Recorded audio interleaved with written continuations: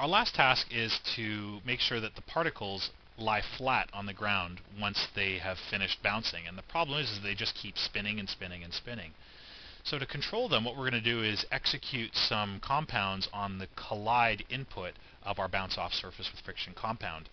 To do this, I'm going to set the particle orientation, and we're going to build this slowly so you can see how this works. So right now on the execute on collide, we can see that the particles are going to align according to their x-axis. Okay, so they align along their x-axis, and if I start changing the angle, I can rotate the particles so that if I'm using their x-axes align parallel to the ground or perpendicular to the ground. So I do want them to lie parallel to the ground. But now what I want to do is I want to randomize the direction in which they can fall. So if you look, they all align in the same direction after they've had a chance to bounce. And what I'm going to need to do there is to extract the individual axes from the 3D vector and align them that way. So I'm actually going to be replicating a lot of the functionality of this orientation angle, but first I need to actually turn this orientation, XYZ and angle, into a 3D vector. So to do this, I'm going to use an axis and angle to rotation node found within the rotation compounds, or in the rotation nodes. So we can actually take a 3D vector and a angle to bend that 3D vector around and output that as our orientation. So we essentially just recreate what we've just done. So if I set my angle to 90, the particles will align along a particular direction. Otherwise, they'll align vertically. So now that I have three axes, x, y, and z, I'm going to go in and use a randomized compound on the 3D vector. But let me extract the individual axes from them. So I'll use a scalar to 3D vector first. And I'm going to align on, I'm actually going to randomize around the z-axis and provide the x and y axes with some high values to randomize around as well.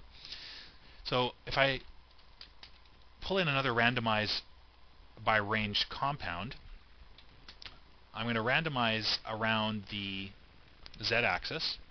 So I'll randomize between, say, -90 and +90 degrees, which doesn't really do anything initially. The particles are just aligning in a new direction.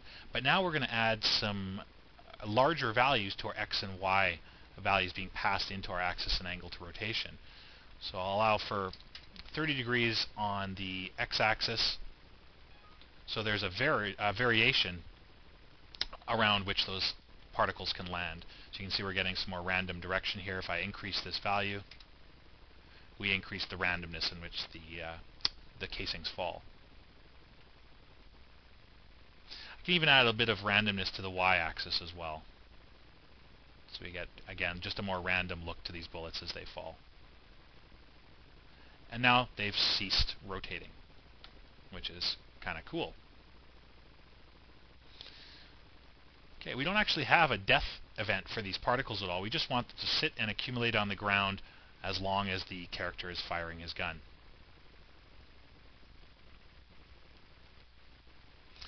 So now if we go back to our animation mixer and turn off the weight of our clip, we can see what's happened. We have no longer emitted any particles. Our casings are all sitting on the ground, and as soon as we increase the weight value again to a value of 1, we have our character firing once again. So the functionality of our rifle effects rig has been completed. We can focus now on the rendering aspect, and it's going to be a lot easier to create rendering effects when we have 3 separate point clouds on which to work. So one of the things that we could do is go back in and clean up each of our 3 graphs and make compounds out of them before moving on to the render tree.